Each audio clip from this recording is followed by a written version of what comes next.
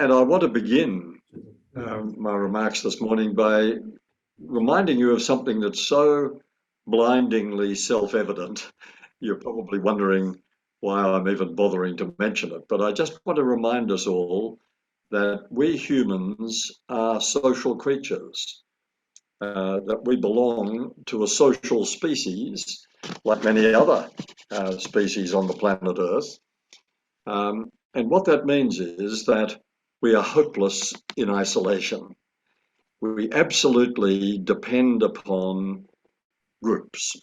We depend upon families, neighborhoods, friendship circles, work colleagues, groups, communities of all kinds to nurture us and sustain us and to give us that all important sense of belonging, which is so fundamental to the mental and emotional health of anyone who belongs to a social species. Our survival as a species depends upon creating groups like that will sustain us. In other words, our mission, you could say, our destiny, is to create the social harmony that is vital, not just to the health, but to the survival of our species. Now, the good news is, and it comes to us from the burgeoning field of neuroscience, these neuroscientists are now able to peep into our brains in ways that psychologists and philosophers could previously only speculate about. But neuroscientists tell us you can actually find in the human brain the cooperative center. In other words, we are hardwired to cooperate. We are a cooperative species in our very essence. Now, that, of course, doesn't mean that we always cooperate. We have that capacity. Obviously, we can also compete. We learn to compete through various social circumstances. We're also born with the capacity for language. There's the language center in the brain. But that doesn't mean we're born able to speak the mother tongue.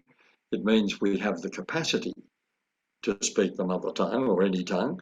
In the same way, we're born with the capacity for cooperation, which means, of course, that we are born also with the capacity for kindness, for compassion, because these are the human qualities that are absolutely essential to the project of cooperation. An American neuroscientist recently wrote that we are, as a species, we are hardwired for the golden rule. It's something that people often overlook or deny about us. A group of British archaeologists recently published a paper in which they said the long history of humanity is not a story of survival of the fittest, it's a story of survival of the kindest. So being kind, cooperating, showing compassion, showing respect towards other people is not some heroic thing that some people do. It's what we do when we are being truly human, when we are responding to the essence of our nature.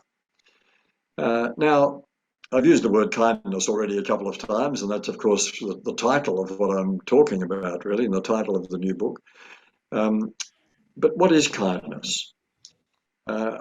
You say a word like that. I mean, originally the word was loving kindness, which is a beautiful word, isn't it? But we've shortened it to kindness. I would define kindness by harking back to what I said at the very beginning, which is that in order to understand anything about us, our good behavior and our bad behavior, etc., we need to constantly remind ourselves that we are social beings, that we belong to the social species. So the deepest psychological need of someone who belongs to a social species is the need, the desire to be taken seriously, to be noticed, to be acknowledged, to be appreciated, to be included. So I would define kindness as anything we do that conveys to another person that we take them seriously. Anything we do that acknowledges another person, that expresses appreciation towards another person, that includes another person. Anything that we do that has that effect is an act of kindness. And that, of course, covers a very, very broad spectrum of human behavior. Anything from a friendly smile or a wave. I heard recently about a young man who attempted to take his own life by jumping off a bridge. He survived the attempt, and he said later, if someone had smiled at me, I wouldn't have jumped. Now that sounds too simple, doesn't it? And yet you could be walking down the street, passing someone, a total stranger, you smile, you say good day. That could be the moment when just acknowledging them, just showing that you appreciate their presence, their existence, just a gesture of kindness like that could be the thing that pulls them back from the brink. So it's anything as simple as that, all the way up to offering to buy someone a cup of coffee or give them a bed for the night or help a frail elderly person across the road or give someone a hand mowing their lawn or whatever it might be. In fact, I think one of the most potent acts of kindness we humans ever perform is one that is easily within the power of all of us. It's the opposite of heroic, and it's listening. It's the very thing that you are doing for me right now, and I appreciate it. I'm grateful for the fact that you're listening, because when we listen to another person, that is in a way the ultimate act of kindness, because we are saying to that other person, I take you seriously enough to entertain the ideas that you want to express. You don't have to put that into words. When you listen to someone, that's the implied message. I take you seriously enough to bother listening, to entertain the ideas that you're conveying. That's what attentive, empathic listening is all about. Now, of course, consider the opposite. If we don't listen attentively and empathically to another person when they want us to, the implied message, again, without having to put it into words, the implied message is, sorry, I don't take you seriously enough to bother listening to you. Now, would you ever say that to a partner or a child or a family member or a friend or a neighbor or a colleague or anyone? Would you say that? Of course you wouldn't. And yet, when we withhold the gift of attentive and empathic listening, that is the message that they are receiving, even if we're not consciously sending it. So think of kindness as something which is always going to have a therapeutic effect for the person who receives it. In fact, I think kindness is probably the capacity for kindness. We're not always kind, but the capacity for kindness is humanity's most precious asset. We don't always value it as much as we should, do we? And sometimes people think of kindness as sounding like some sort of soft option, turning yourself into a doormat and so on. Of course, it's not that at all. Um, um, um, it's our most precious asset because it's what will keep the species alive, keep the species going. It's so easy to be distracted, though, from our capacity for kindness by ego-driven impulses, by our ambition, by our acquisitiveness, by our competitiveness. Other self-interested, self-absorbed drivers exist, and the tension between them and our innate capacity for kindness and cooperation, that tension has to be resolved. It's the tension between our sense of ourselves as independent, unique, precious, special individuals and our sense of ourselves as members of a community, of a group, of a family, whatever kind of community we might be talking about.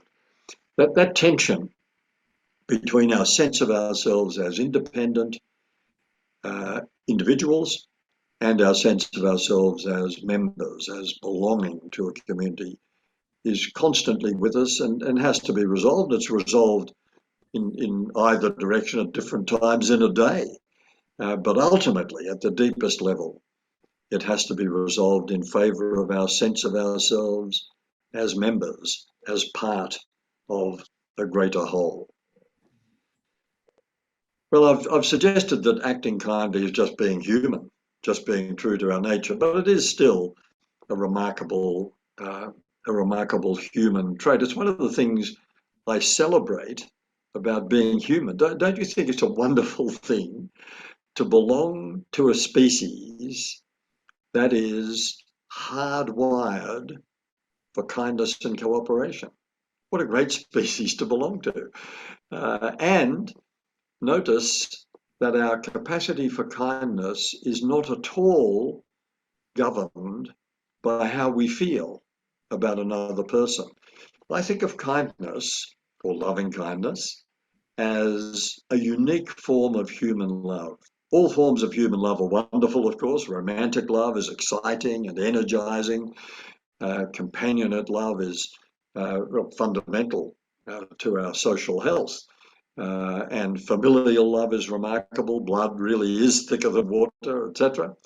That's all terrific. But notice those forms of love, and even when we talk about I love chocolate or I love dogs or I love this book or this movie or something, what we're talking about is emotions. We're talking about affection. But loving kindness is the one form of human love, unique in the sense that it's the only form of human love that has nothing to do with emotion. It has nothing to do with affection. I'm not kind to you because I like you. I might be kind to you because I like you, but my capacity for kindness is not in any sense influenced by whether I like you, whether I agree with you, even whether I know you. Isn't that fantastic? Here we are, members of a species capable of kindness to other members of the species because they are members of the species. Because we know we share a common humanity, and that's the only basis we need for behaving kindly. So I see someone passing in the street, I could smile, I could wave, or I see someone who's dropped their shopping in the middle of a rainstorm and they need some help, or I could see a frail elderly person in need of a hand in crossing the road. Now, when I see that, I don't say, if I'm being true to my human nature, I don't say, oh, I see you there, I could greet you. But first of all, I need to know, how did you vote in the last election? Or where do you stand on the bodily resurrection of Jesus? Or any other question about religion or politics or culture or anything you like. Of course we don't. We don't qualify people to receive our kindness. As Samuel Johnson said very wisely 250 years ago, I think we should all write this down and stick it up on the fridge or somewhere. He said, kindness is in our power, even when fondness is not. And I think that's a brilliant reminder.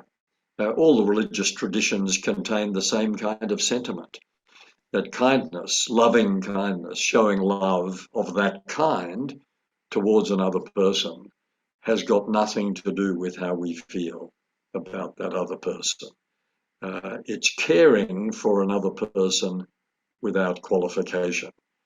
And anyone who thinks that's a soft option, I think doesn't understand what human nature is. Abraham Lincoln very poetically referred to the better angels of our nature. And I think that's a lovely way of describing these essential qualities, which can be pushed aside, but the capacity is always there to behave cooperatively, to behave kindly, to behave with mutual respect, compassion, etc. So let me just pause there for a moment. What I've tried to do is very quickly outline what human nature is, just to remind us of what kind of creatures we are who belong to this thing called the human race. That's who we are. Now, let's reflect on what's been happening in our society over the last 30 or 40 years, not just our society, but Western societies in general, what's been happening over the last 30 or 40 years.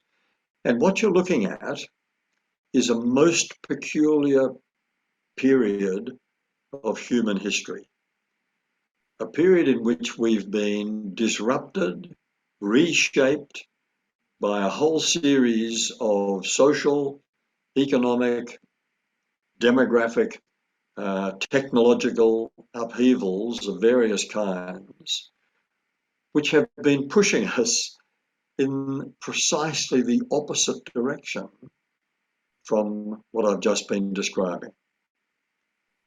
The kind of society we live in has been riven over these past 30 or 40 years by changes, upheavals, revolutions, really, nothing less than that, which have had the cumulative effect not of building up social harmony and social cohesion and of reminding us of our essential nature as members of a social species, quite the opposite. Not building up social harmony, but breaking it down. Not enhancing social cohesion, but actually promoting social fragmentation, emphasizing our individuality at the expense very often of our sense of our common humanity. Now, that's a big call. I'm saying all these scary things about what's been happening to us. Let me be more specific. Let me just very quickly run through 5 or 6 of what I think are perhaps the most obvious of these trends. I'm sure we could together get a list of 50 of them. But anyway, let me just mention a few which are the most obvious ones so we can see what the effect of these trends has been on us. And I want to begin with one that is in many ways the most significant social change in Australia and comparable Western societies over the past half century, which we hardly ever talk about. And that's the phenomenon of the shrinking household. Our households have been shrinking for the last 100 years, by the way. In the last 100 years, the Australian population has increased 5-fold. The number of households in Australia has increased 10-fold. So we've been creating households at twice the rate we've been growing the population. In other words, our households have been getting smaller and smaller. The average Australian household is now 2.5 people and falling. The Bureau of Statistics predicts within the next 10 or 15 years that'll be down to 2.2 persons per the average. But the fastest growing household type, which already accounts for more than 1 household in 4, is the single person household. Now, that is not a society that any of us grew up in, a society where every 4th, and the Bureau of Statistics says it will soon be every 3rd, if present trends continue, where every 3rd or 4th household contains just 1 person. Now, of course, I'm not saying that people who live alone are necessarily lonely or cut off or experiencing a loss of social connectedness and so on. What I am saying is that in any society where there's been such a dramatic rise in the single person household in particular and smaller households in general, I mean, if you put 1 person and 2 person households together, you've got more than 50% of all Australian households. In a society like that, the risk of increased social fragmentation, the risk of more of a sense of social isolation, the risk of loneliness is obviously greatly increased. But of course, it's not universal. There are many people who live alone, and I'm sure some of you live alone. Many people who live alone by choice, by preference. They love living alone. They say, look, I've got friends, I've got family, I've got colleagues, I can socialize as much as I like. I get home, I shut the door and punch the air and say, alone at last, peace, quiet, solitude. It's very precious, so I wouldn't give it up. I don't want to share this space. That's fine. A lot of people are like that. And a lot of people who live alone are not like that, particularly people who've been bereaved or left over from a broken relationship, or who've been relocated because of work or other life-changing experiences and find themselves living alone, and who don't say how wonderful it is, but who say what a struggle it is. It doesn't feel natural to them.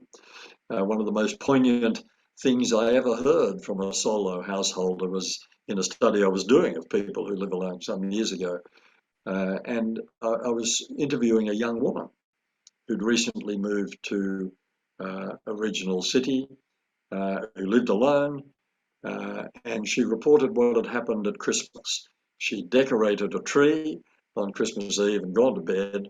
And when she woke up on Christmas morning, she said she crept out into the living room to look under the tree to see if anyone had left a present. She knew no one had left a present, there was no one else in the house, but she just had this kind of blind hope that perhaps miraculously some present appeared. Well, she wasn't enjoying living alone. And a lot of people do not enjoy it, even though many people do. But that's not the issue. The issue is when there are so many people living in one or two person households, we have become a society in which the risk of loneliness has been greatly increased. I'll say more about loneliness in a moment, because we are in fact enduring an epidemic of loneliness at the moment. A study conducted by the Australian Psychological Society and Michelle Lim at Swinburne University, conducted before the pandemic, by the way. It's got worse since then, but before the pandemic, 25%, this is a pretty chilling statistic, 25% of Australian adults reported feeling lonely for most of every week. So bear that in mind next time you see someone walking down the street, or you're sitting beside someone on a bus, just saying hello might be a very big thing for them. Anyway, so there's one big trend that's been changing the way we live. Another one, of course, is our high rate of relationship breakdown. I mentioned that in passing. Between 35 and 40% of contemporary marriages will end in divorce. Huge. What that means is there's a lot of pain in our society at any given moment as people are coming to the end of a relationship, whether a marriage or just a live-in relationship. In the short term, it means perhaps if there are just two of them, that a two-person household for a while at least becomes two single-person households. It disrupts the community that they've lived in and perhaps are now moving into. It disrupts their friendship circles, perhaps their families and extended families. And of course, if there are kids involved, they're disrupted too. And there are kids involved in many cases, which is why in contemporary Australia, we now have 1 million dependent kids who live with just one of their natural parents. Now, many of those arrangements are good, but just think about this in terms of social disruption. Once a week or once a fortnight, all over Australia, there are 500,000 kids involved in a mass migration from the home of the custodial parent to the home of the non-custodial parent for a so-called access visit. Many families manage that brilliantly with minimum damage to the kids involved, but almost all families report that in the beginning it's very difficult to organise that when emotions are running high and stresses feel intolerable and so on. Anyway, there's another factor that contributes to social fragmentation, as does our falling birth rate. We don't talk about this so much either in this context, but any of you who are parents know that kids in a local neighbourhood, in a community, often act as a kind of social lubricant. You move into a new area, the kids typically get to know other kids, and gradually networks form from those initial contacts on the school bus or in the playground or in the classroom or wherever it might be. Well, our birth rate is falling to the point where that social lubricant is in shorter supply than it's ever been in our history. The birth rate fell again in the last 12 months. We're down to 1.6 babies per woman. The replacement rate is 2.1, so we're way below that. Not as low as some of the countries of Western Europe where the birth rate has fallen to 1.3 or 1.4. We'll probably end up at that kind of level. But what it means is, not in absolute numbers, because of course the population is larger than it used to be, but in relative to total population, we are producing the smallest generation of children we have ever produced. So we can't rely so much on kids to do the job of making social connections for us, because they're in shorter supply than ever. We're compensating, of course, and we know how we're compensating. If you want to amuse yourself, take a look at two graphs, demographic graphs about Australia. One is the falling birth rate. The other is the rising rate of pet ownership. Dogs are very often the substitute for children. We know that partly because of the names people give their dogs. Someone recently thought I'd be pleased to know that he'd named his dog Hugh, which I thought was a very funny name for a dog, but why not? I know an Ian on 4 legs, and a Frank, and a Vincent. There are more pets than humans in Australia now, 28 million of them and 24 million, almost 25 million of us. Anyway, won't go on with that, but there's another factor, as is our increased mobility. We're moving house on average once every 6 years, hugely disruptive. And of course, we're more mobile in the sense that we have almost universal car ownership. Most of us live in drive-in, drive-out suburbs where you wave at your neighbour's car, you assume the neighbour is driving, but that's very different from stopping and saying good day on the footpath. Footpath traffic typically around Australia is in sharp decline, as we've taken to our cars with a vengeance. 2 other things I'll mention quickly, and then bring all this together. One is our busyness. Have you noticed how busy we all are and how proud we seem to be of how busy we are? We wear our busyness almost like a badge that we wear with pride. It's affected even the way we greet each other in Australia. So, how are you going, Joe? Busy? As though, come on, are you busy or are you dead? Is the switch on or off?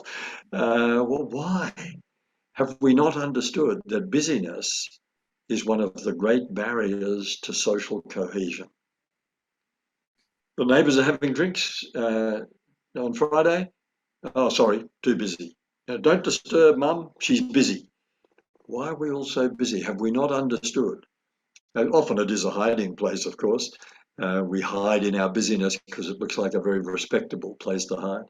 But it does very often come between us and social connectedness, not just in our domestic setting, but even in our workplaces. And the other factor I'll put on this very quick list is the information technology revolution, the great paradoxical revolution that's made this encounter possible, where we're kind of linked. I mean, it's not the same as the real thing. We're not making eye contact, which is crucial to human social interaction. Notice how awful it is trying to have a conversation with someone who refuses to make eye contact with you. You feel as if you're never getting through. Well, we've got that problem with information technology, but it is brilliant. And through the COVID pandemic, we've learned how clever it can be and how it can be a second best when we can't have the real thing. But it is paradoxical, isn't it? Because although this revolution has promised to connect us like never before, and it has, it's also made it easier than ever before to stay away from each other, to settle for screen connections at the expense of face-to-face social interaction based on eye contact, based on actually being there with each other. I mentioned that loneliness study. A very interesting insight emerges from that study. The loneliest group, the people reporting the highest levels of loneliness in our society are the 18 to 24-year-olds who are also the most connected via social media, leading many commentators to remark on this new phenomenon of being connected but lonely. And it's because the connection is a screen-based connection, which is utterly different emotionally from the connections that we have when we're in the same place at the same time. One of the reasons why there's so much anger, bullying, trolling, abuse on social media is that many people who spend too long on social media are suffering from something that Michelle Lim, the person I mentioned from Swinburne, has described as social hunger. We need every day, because we're social beings, because of the nature of the species we belong to, we need a daily dose of eye contact, of face-to-face, person-to-person contact. And in the same way as we get a bit cranky and irritable and even angry when we're physically hungry, so we do when we're socially hungry. We don't always know where the anger comes from, but it's one reason why there's so much anger online. Well, let me stop that. That's a kind of a lightning trip through social change.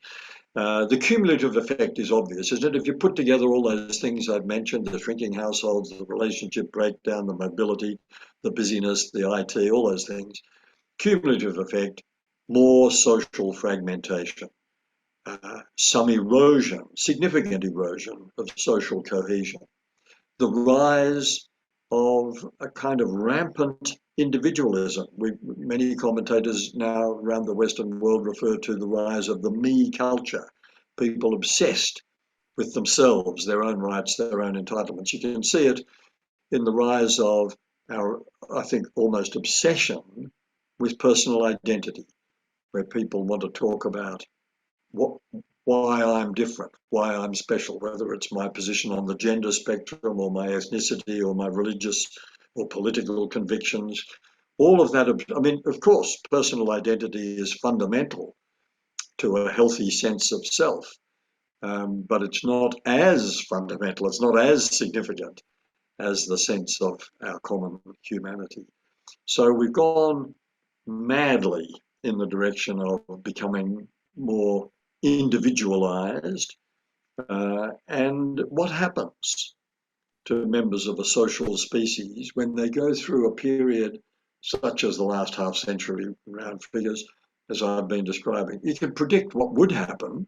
You'd say, well, we're members of a social species. If there's a bit of erosion of social cohesion, if there's more social fragmentation, what sociologists refer to as atomization, you'd expect people who belong to a social species to be a bit lonely, to be a bit anxious, to be even depressed. And of course, that's exactly what's happened, hasn't it? We've now got the triple epidemics of loneliness, anxiety, and depression as a direct result of increased social fragmentation. In our criminal justice system, the worst punishment we can think of for a prisoner is solitary confinement, because that is the worst punishment you could inflict on a member of a social species. Right. Well, let me pause again and wrap all this up. So in the first section, I talked about what it means to be human, what human nature is. In the second section, I've talked about a period of social disruption that's worked against our human nature. By the way, these trends I'm talking about are not something that's been imposed on us. We've done it. We are the trends. We've chosen to live in different ways, which have had these consequences. But now, to bring this to a conclusion, let me bring it right up to the present. Let's start with 2020. Bushfires, unprecedented. A pandemic, floods in various parts of Australia so severe that, again, we use the word unprecedented. It's been a period of extraordinary crisis, of catastrophe after catastrophe, of tens of thousands of Australians dying from the pandemic and many others having their lives seriously disrupted. What has this done? Well, it's all done what crises and catastrophes typically do to human beings. In the first place, the immediate reaction, particularly to the threat of a crisis, is that many people experience fear and panic, and they behave self-centeredly and unattractively. But very quickly, those better angels of our nature uh, uh, swing into action. Very quickly, we are reminded by a crisis, by a catastrophe, whatever it is, a fire, a pandemic, anything, of what it means to be human. Our automatic response in such situations is to show more kindness, to be more cooperative, to pay more attention to the life of the local neighbourhood, in particular to people in the local neighbourhood who might be at risk of social isolation, who might need a bit of extra support at a time of crisis. And most fundamentally, perhaps, we've been reminded of the fact that because we belong to a social species, we must learn to make personal sacrifices for the common good. That's part of the human response to crises and catastrophes. People report of that as a result of living through the Great Depression. People have reported it as a result of living through wars. In fact, I was talking to an American academic recently retired, who had worked in London in the early 1950s, shortly after the end of World War II. And he said he was amazed by the number of people who said to him, you know, we really missed the war. And he said, well, how could you possibly miss the war? You know, all that death and destruction and rubble and pain. No, that's not what we miss. What we miss is the solidarity, the sense that because there was a crisis, we were in this for each other. Without a backward glance, we would help someone who needed help. Well, the big question for us to ask ourselves right now is the fires, the floods, but especially COVID. Have we had enough of a shock? Have we had enough of a crisis? Has this been sufficiently catastrophic to begin to mitigate the effects of those trends that I've been talking about? Could this be the circuit breaker that reminds us of our innate capacity for kindness, for cooperation, and puts into sharp relief our sense of what the last 30 or 40 years have been doing to us through these big social changes? Have we rediscovered the importance of neighbours? Have we realised, because we've all experienced a bit of social isolation, that it's no fun? And there are people perhaps in our street who are living with social isolation as a fact of daily life. Have we understood that when we simplified our lives during lockdowns and so on, that we actually could live more simply generally? Have we realised that when we relied on IT during lockdowns, it was only ever a second best to the real thing? Have we re-embraced the real thing? In other words, have we, and in particular, have we internalized, have we fully absorbed the lesson that because of this species, we do need, the species we belong to, we do need to make personal sacrifices for the common good? Well, it's not just a personal question, is it? It's also a national question. It's not the subject of this retreat, but just in passing, let me remark that if we were to learn the lessons of the pandemic, as we would the lessons of any crisis, as we could, the lessons of any crisis, and internalise those, it would affect not just our immediate circle, our immediate personal relationship, it could affect the national agenda, couldn't it? If we turned the crisis into a revolution, if we became renowned not just as the lucky country, but the loving country, the country marked by kindness as an integral part of our way of life, wouldn't it have a dramatic effect on our national agenda? Wouldn't we, for example, have been making a much more energetic commitment to reconciliation with the peoples of our First Nations? Wouldn't we be making a far more humane response to people who come here perfectly legitimately seeking asylum? Wouldn't we be making a much more determined effort, as some other countries are, to eradicate homelessness and poverty? We'd be taking far more urgent action to mitigate the effects of climate change.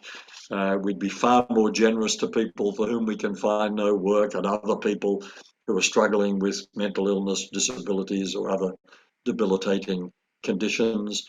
We'd be taking far better care of our frail aged. We'd be aggressively tackling the growing problem of educational inequality. We'd certainly be insisting on a far more civilized conduct of politics and industrial relations and so on. That's all big picture stuff. But let's not forget that a true kindness revolution would start to affect the national agenda. But just to wrap it up, so we can have some discussion about all this, let's bring it right back to us, to our front doors, to our street, to our neighbourhood, to our family, to our workplace. Do you ever dream of a kinder society? Do you ever dream of a better Australia, a better suburb where you live, a better workplace? If you do, I'm sure that it's the same dream as everyone else's. We do, when we dream of a better society, we dream, don't we, of a kinder, more compassionate, more cooperative, more respectful, more inclusive, more egalitarian, more harmonious, less cynical, less violent kind of society. If that's your dream, then don't wait for the new government to appoint a minister for kindness. Don't wait for the new parliament when they eventually sit to pass some act that makes us all kind. If we dream of a better society, it's a revolution that will not start from the top.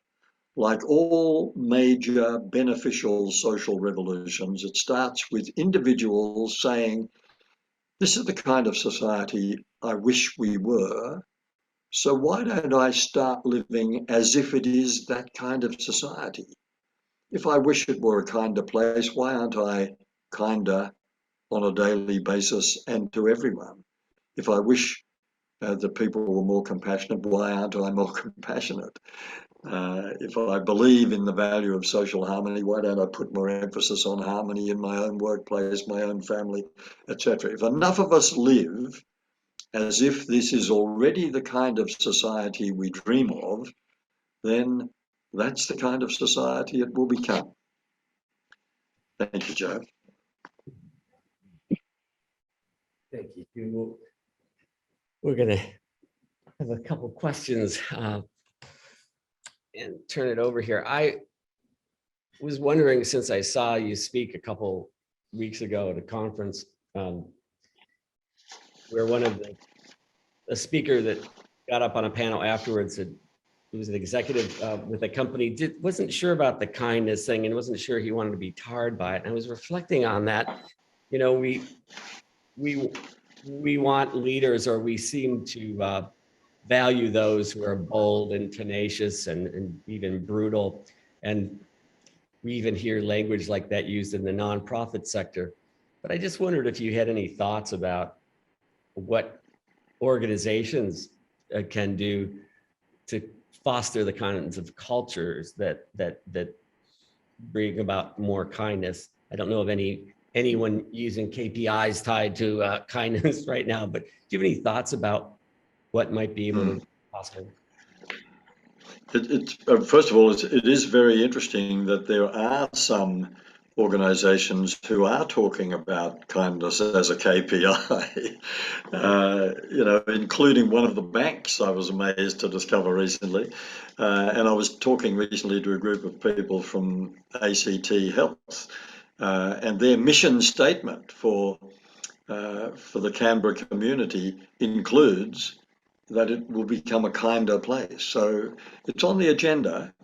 And of course, as I said, in the political context, it doesn't start at the top. It's wonderful if the chief executive is going to foster a culture of kindness, but it can start with anyone. It can start with anyone in any part of the organisation. I do think this is one of those things where the power of the individual to exert influence by example is extraordinary. When people start to, and I emphasize that kindness is not soft. I mentioned that in passing. It's, the person who's kind is not the person who never has an argument.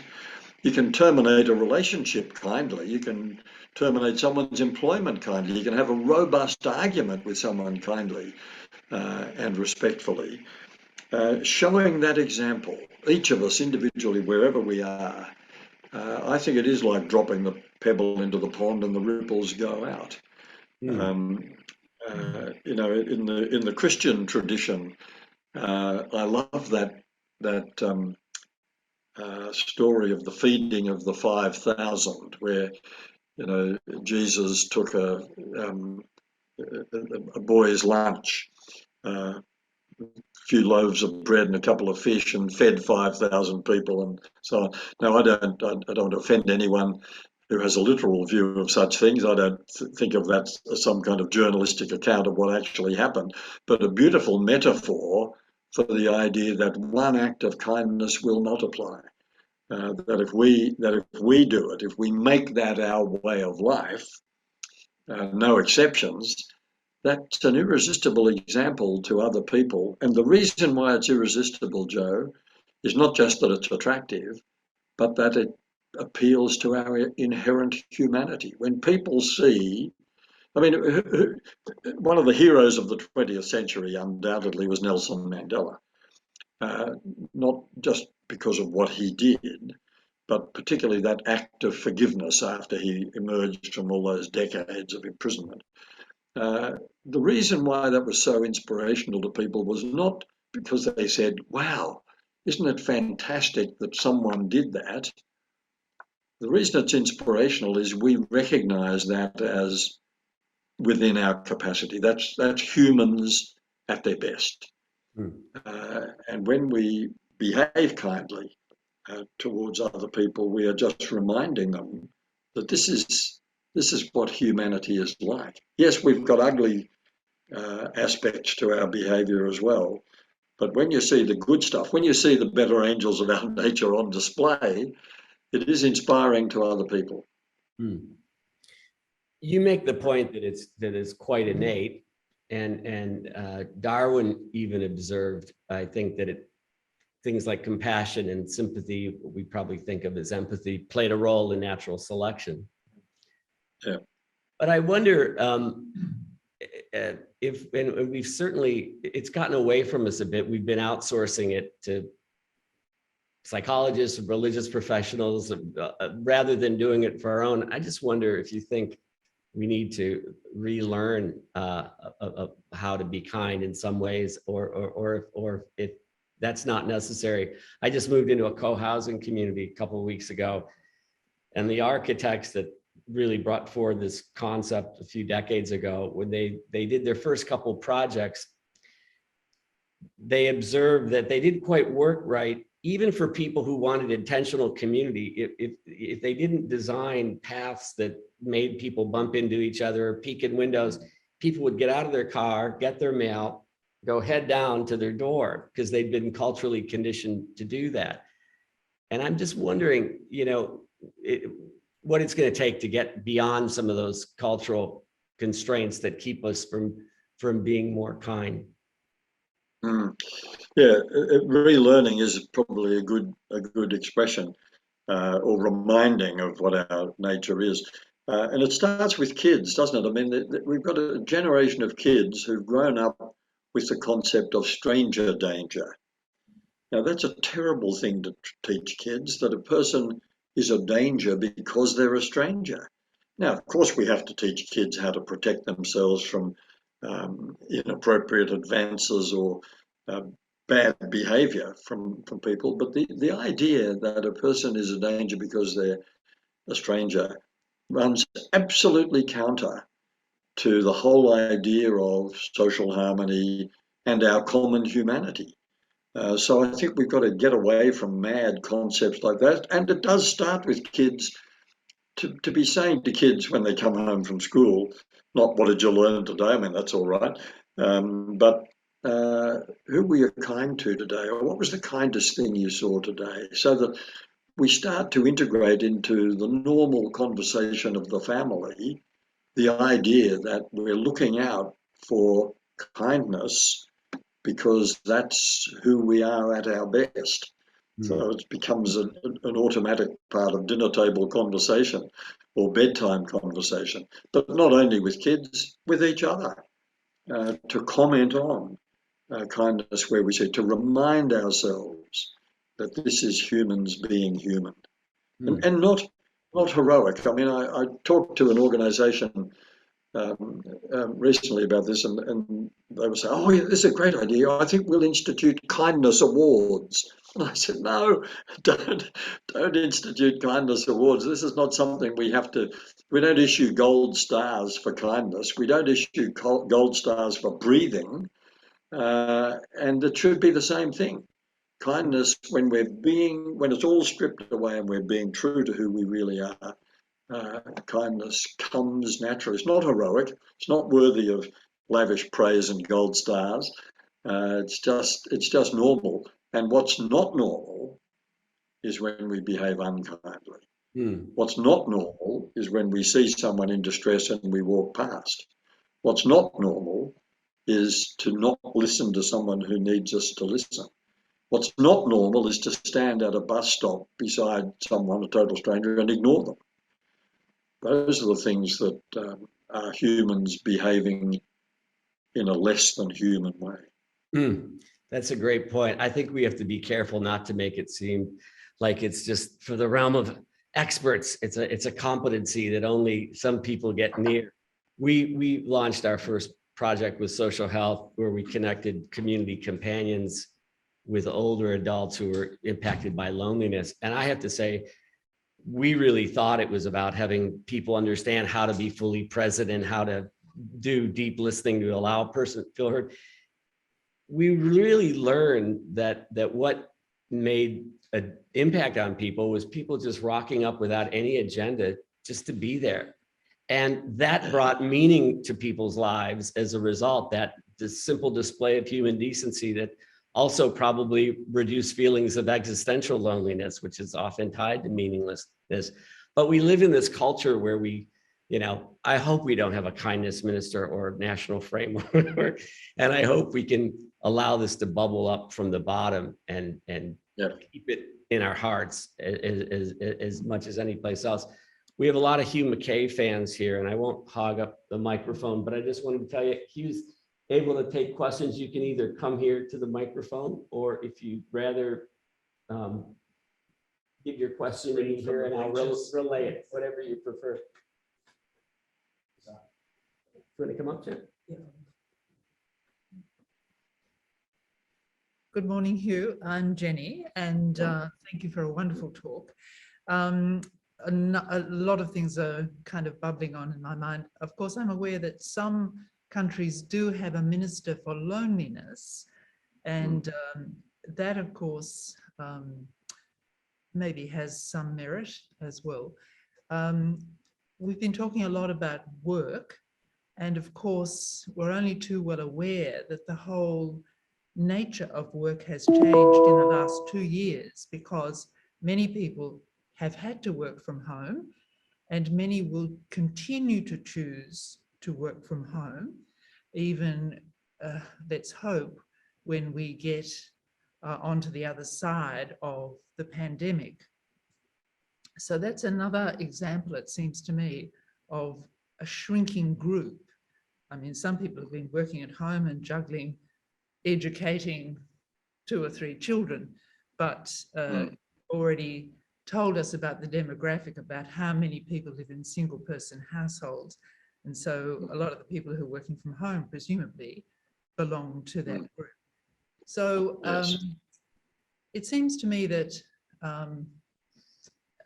the sense of belonging is really important. I mean, kindness, I do take the point, the neuroscience point, that it's an innate, or, we have that capacity, but I think it's enhanced by, one's personal well-being is enhanced by the sense of belonging, and then that spills over to a capacity to express that and be aware of it elsewhere, so that the workplace, the change in the workplace demographic is something that we haven't talked about yet, and how that is panning out, or how we need to be aware of it, is really one thing that I wanted to talk about. I've got a few other thoughts, but I'll... Yes. Yeah. No. Thank you for that. There's a lot of things embedded in that. First of all, the Minister for Loneliness. The UK appointed a Minister for Loneliness who resigned not long after being appointed, and I don't think has been replaced. And I think that's probably a good thing. I think loneliness is something we have to tackle. We have to be more responsive, street by street, neighbour by neighbour, to be more alert to loneliness. It's not something that, I mean, governments play a role, particularly local government play an important role in creating the sort of spaces where incidental encounters will take place, which foster the sense of belonging to a local community. But your point about the workplace is really fascinating and important, obviously, because we've been through this disruption. And I think most people who are working from home now, even when they could be going back to the office, don't want to work from home exclusively. Most of them will say what they prefer is a hybrid model where they work from home maybe a couple of days a week and go to the workplace for the other days, or at least 1 or 2 days a week in the workplace, precisely because they miss the social interaction. And employers are encouraging people.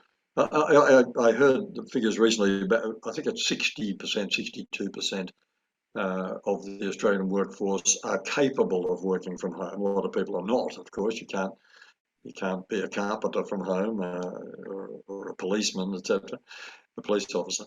But about 60% of the workforce are capable of working from home, but typically they prefer the hybrid model, and employers prefer the hybrid model because they know. The word you used, well-being, is so fundamental here, that the well-being of employees does depend to a very large extent on social interaction. It's back to this idea of social hunger. We really need to see each other. We need to make eye contact with our colleagues from time to time, and that's not just for our sense of belonging. It's also stimulating. Of course, we come up with new ideas because we bump into someone in the corridor or the tea room, and a conversation sparks an idea, and so on. So I think it would be very, very dangerous if a huge number of people elected to work from home exclusively. They would be condemning themselves to an unhealthy level of social isolation. But that is not what seems to be happening. By the way, another little development out of the pandemic is around outer metropolitan areas. Working hubs are starting to be established, where people who are working, not commuting to an office in the city, but instead of just working at home, they can take part in this working hub where they do their own job, typically linked by IT to their central workplace, and they're working with other people who are similarly linked to other organisations, just so that there's the opportunity for them. They're not working together, they're just working individually in the same place, but sharing a tea room and lunch breaks and having social interaction with other people. So that's a kind of a compromise, and I suspect that's going to get quite a lot of traction as people realise they don't have to commute every day to the CBD, for example. They could work in one of these regional hubs and sometimes go into. There are many organisations who are now saying we need you here 1 day a week because we just want you to be interacting with your colleagues. So it's up in the air at the moment, but I absolutely agree with you that the big impact of the pandemic has been on the way we work, and we haven't yet resolved the lessons that we're learning from that. But I think they're probably going to be quite good. I mean, productivity went up during the national lockdown. That told us something interesting about how people might be more productive when they don't have to wrestle with peak hour traffic twice a day. They can get a lot more done, but that's only half the story, of course. The other half is, what about social interaction?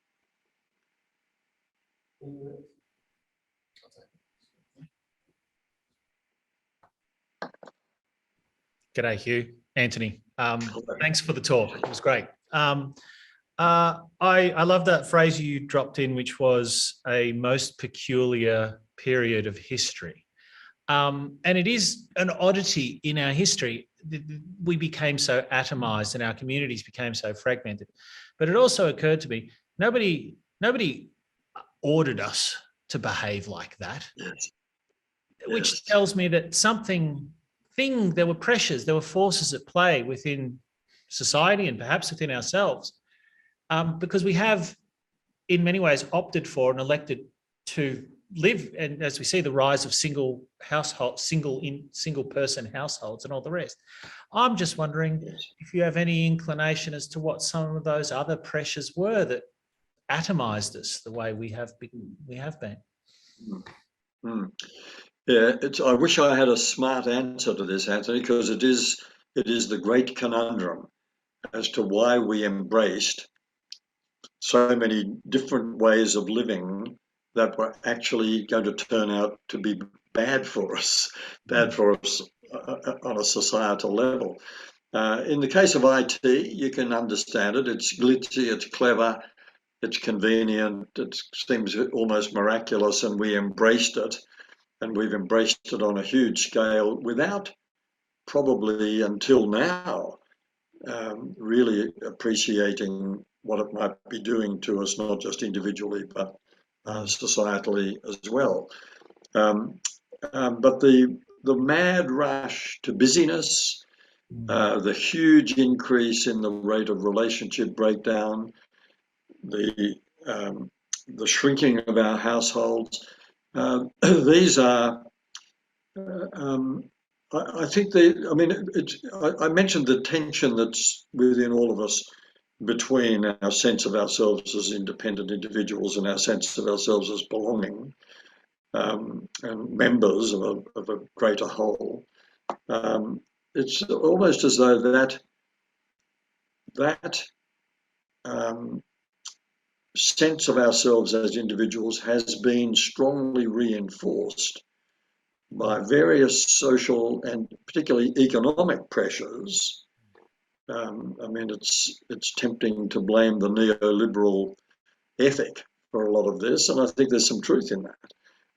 Particularly economic pressures that have emphasized competition and have emphasized personal rights and entitlement and personal happiness. I think the personal happiness movement has a lot to answer for, encouraging people to think that the pursuit of personal happiness is a suitable goal of life. That's driven this idea that it's actually about me. And when we fall for that, it is very seductive. And I think then we can start to say, well, it's all about me. What do I want to do? How can I be happy? What can I get? And all of that stuff overwhelms our innate capacity to think more as members, to think more about cooperative goals and showing kindness towards each other and so on. So it's clearly also within us, this capacity, and I think it has been strong. Probably the economic pressures are the major ones. Yeah. It's like loneliness but it is sobering. Yeah, well, it is sobering to realise that we can be so easily seduced. Yeah. But it's not amazing, is it? I mean, you walk into a department store and you're immediately seduced by the perfume in the air and the music being played, not to make you smarter, but to make you more stupid. It also occurs to me that like loneliness, well, living alone, it's actually very expensive, which is an ironic thing. I used to live in South America, and where you have to live in large family groups because everybody has to share the load and share the house. So perhaps if we've had the glory years of the 20th century and now things are tightening up, it becomes unfeasible for many of us to keep living an individualistic lifestyle. And I mean, as much as we're a social creature, it's also been said that hell is other people, right? So it takes work to tolerate and work together. And I guess convenience, we've been able to afford the convenience of just not dealing with other people and having to compromise. But now we perhaps through economic forces will be drawn together again and learn to have to bloody compromise and get along. But in the long run, that may in fact be beneficial to us in a way. I just broke Zoom. I'm trying to. It's on. We're back. Yes, good. Sorry, I don't know how much of that I lost or you lost, but can I just come back to Anthony's point, which I think is excellent, about the economic pressures that might. Can you hear me all right? Yeah, mate, we can hear you. Okay, I just worry about recording. Yeah, good. I mean the rise of the nuclear family as the social unit is actually very recent. I mean, it's only the 1930s when Australian and UK, US societies like ours started to think of the nuclear family as the sort of gold standard of what a household should be. Previously, households were typically multi-generational and a bit more fluid. Now, Anthony makes, I think, an excellent point, and it comes back to this idea that often we are driven by economic imperatives. I think the absurd, by world standards, unique rise in house prices in Australia might actually turn out to have one good effect, which Anthony has anticipated. Which is that it might encourage people to increase their household size simply because that's the only way we can afford it, by sharing it, by once again, the adult offspring maybe staying in the family home and producing the next generation and figuring out how I mean, most of us live in houses that are too big for us. The average Australian household is, I mentioned, 2.5 and shrinking, but the average Australian house is a 3-bedroom house. I mean, we are a nation of spare rooms.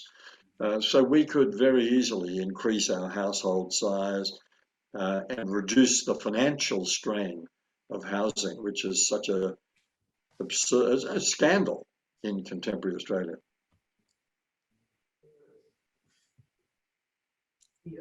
I don't know whether you missed the other point I made in response to Anthony's comment about hell as other people. That it is a tough gig. Did you get that point? It's a tough gig being born into the human species. We got to make time every day to replenish our own resources. It's me again. There are 1 million. I heard on the news during the week too. There are 1 million empty households, I think, in Victoria. I think it was a Victorian thing. I think it's nationally. The most recent census and the census before, on census night, there were 1 million vacant households in the country. Thank you for that. Yeah. Yes.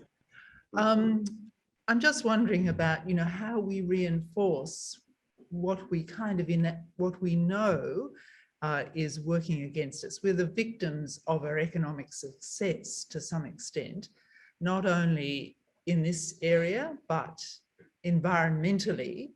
I mean, the next generation will reap the legacy of that, but we know it. And so are we measuring the wrong things? Is GDP kind of lulling us into a sense of progress without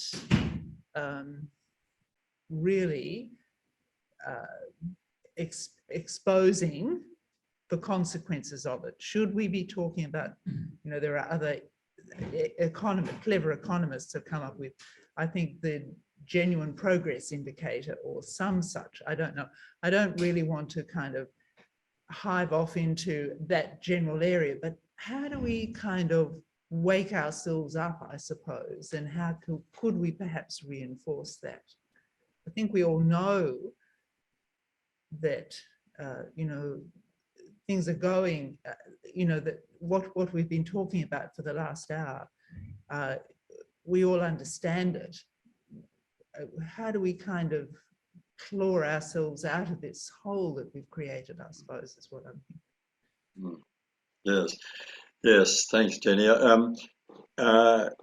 There is no doubt in my mind that the worst possible preparation for the pandemic, the fires, the floods, etc., this cataclysmic period, catastrophic period, the worst possible preparation was 28 years of steady economic growth.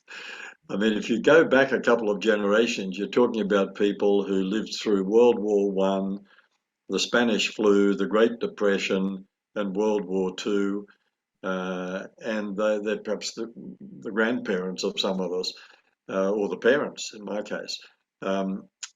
Of course, they learned resilience. They learned a different set of values from that experience. People who lived through the Great Depression as young adults, raising families and so on, said, we learned lessons about neighbourliness, about priorities, etc., that we just never forgot. But those lessons never learned us because it was a sustained period of having to rethink our way of living. But of course, it came after the Spanish flu and World War One and so on. They were used to disasters. In the individual case, medical people often say that people in old age who've had robust good health all their lives are very poorly prepared for health issues when they come late in life. My own mother was an example of that, by the way. Very often they are plunged into depression or other forms of mental illness at the first sign of illness because they haven't been prepared. It's good for all of us to have a few crises along the way, societally and individually. So we were very badly prepared for this, and I think we've got to say the jolt is good for us. The jolts are always good for us. I mean, the culture says we grow through pain, and there's a lot in that.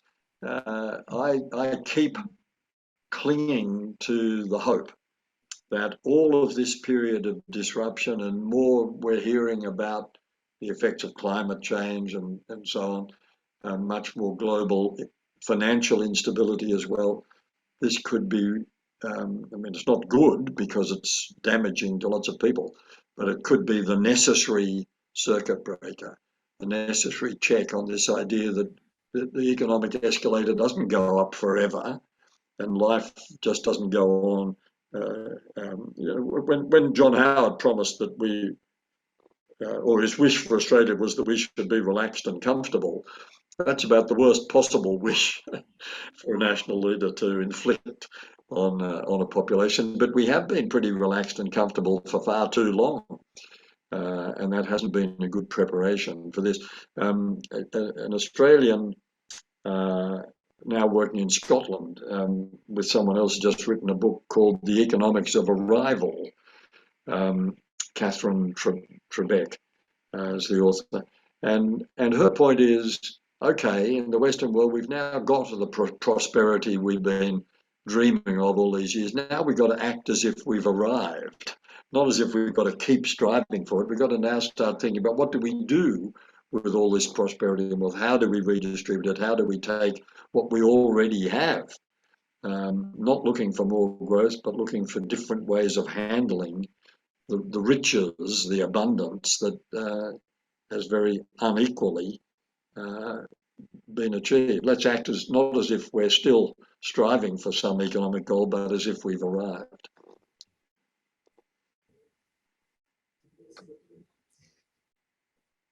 Well, Hugh, Chris, I'll come over. Yeah.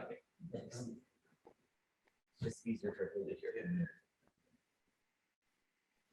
Hello, Hugh. Thank you very much for the talk. I wanted to get to your point about the decline in multi-generational households. I operate in the a little bit in the end of life space as a documentary filmmaker.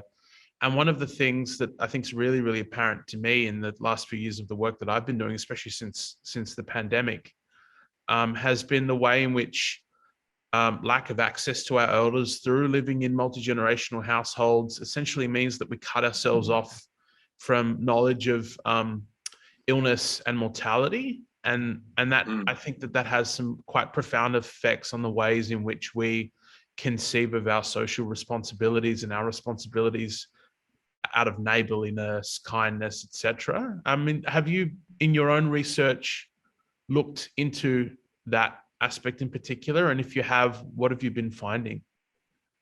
Yes, echoing very strongly what you've just said, that because we've placed so much emphasis on the nuclear family as the household, we've sanitized death. And in previous generations, this was not the case. Grandma probably lived in the back room and we all knew that she was frail and dying and we were keeping her company and so on. So we've removed all that. In fact, the whole revolution towards aged care facilities, which is the modern euphemism for the nursing home, it's socially very unhealthy for us and a symptom of the fact that we kind of want to outsource all this. We want to outsource pain and suffering and death and natural end of life processes. Let the experts. We'll find you a nice room in a nursing home. Well, in other cultures, that's just inconceivable. I mean, you're one of us, and we have this responsibility. You looked after me when I was a kid. I'll look after you now. It's my turn. I mean, again, I've just been pondering what Anthony said a few moments ago. I really do think that we could be moving back into a much healthier direction of multi-generational households, which would also affect the point that you're making. It would bring us, particularly our younger people, including children, face to face with what the whole circle of life is really like. Not that you occasionally visit your grandparents and then you stop visiting them in the home and visit them maybe in a nursing home, or not visit them in a nursing home because it's too depressing. It's an appalling commentary on our culture that we've chosen to treat the frail aged as if this isn't a natural part of process and a natural part of living and shouldn't be integral with the life of a family and indeed a household. And do you think that also has effects in the way that, I mean, I can see in my experience with my extended family that I have one grandparent who chose to stay at home to pass away, and another grandparent who, out of, I suppose, economic consideration, coupled with the fact that the family group was quite small and weren't living together, it was the easiest thing to do to put him in the nursing home. Whereas, in those cultures, say, particularly Asian diasporic cultures, where you have, not only parents and children, but sometimes aunties, cousins, extended families together, that process of the shifting of responsibilities of care can be more evenly distributed. Yeah, absolutely right. Yeah. Of course, what's working against that in a way is the falling birth rate. The extended family is getting smaller and smaller, but that might reverse. I don't have a crystal ball about that. It's probably a very good thing for the planet that the birth rate continues to fall for a while, but it does have tricky social consequences for us. Yeah. Thank you for that, Hugh. Okay, thank you.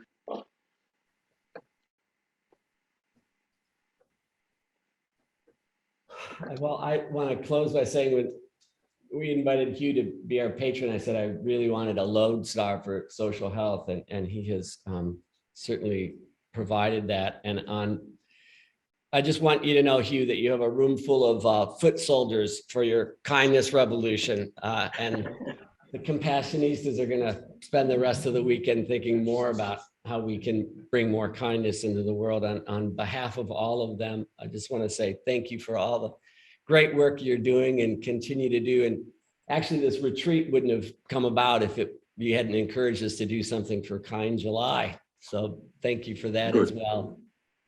Much Wonderful. gratitude. Thank you very much, Joe. It's lovely to meet you, even indirectly.